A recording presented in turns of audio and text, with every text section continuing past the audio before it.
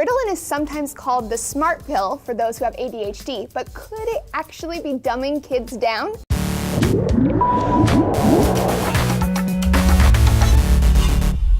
Hey friends, I'm Lacey Green. Welcome to D News. ADHD, you've all heard of it, right? Of course you have. Attention deficit hyperactivity disorder is diagnosed in 11% of American kids, making it the most common childhood mental illness in the US.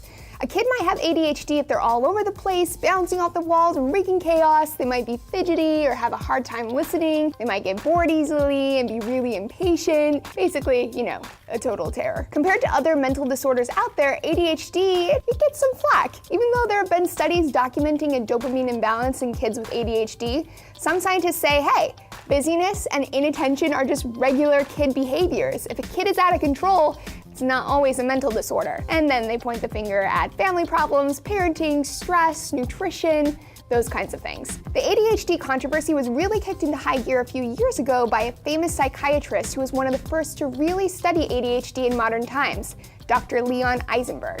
Shortly before he died, Eisenberg said that it's a fabricated disorder that's vastly overdiagnosed and that doctors are too quick to solve normal kid problems with pills. So a new collaborative 14-year study coming out of the University of Toronto, Princeton, and Cornell suggests that, maybe these pills aren't even solving the problem anyway. One of the biggest impediments for hyperactive kids is that they suffer in school. They don't get homework in on time, they lose stuff, they can't focus, and they struggle to keep up. So in the study, the researchers looked at 15,000 Canadian families and found that when kids with ADHD started taking Ritalin, their academic performance actually got significantly worse. Trace did a video not too long ago on how Ritalin works in the brain, so if you're curious about that, you should mosey on down to the video description to check that one out. In the short term, Ritalin helped kids sit still in class, it helped them with memory recollection, but in the long run, they were more likely to be behind in school, more likely to have to repeat a grade, and to have lower test scores. Boys on Ritalin were more likely to eventually drop out of school, and girls reported a 24% increase in emotional distress. So, not exactly the intended effect. The researchers haven't figured out why this is happening yet, but they're hypothesizing, as scientists do.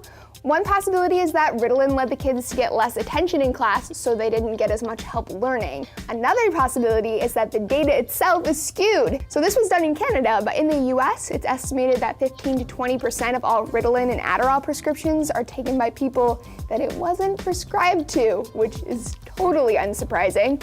A ton of my classmates at Berkeley popped uppers at some point or another. So maybe these kids don't look like they're improving because their parents are stealing their medication. Or maybe Dr. Eisenberg was onto something. So what do you guys make of this hyperactive mess? Let me know what you think down below or on our D News Facebook page. Thanks for joining me. Bye-bye.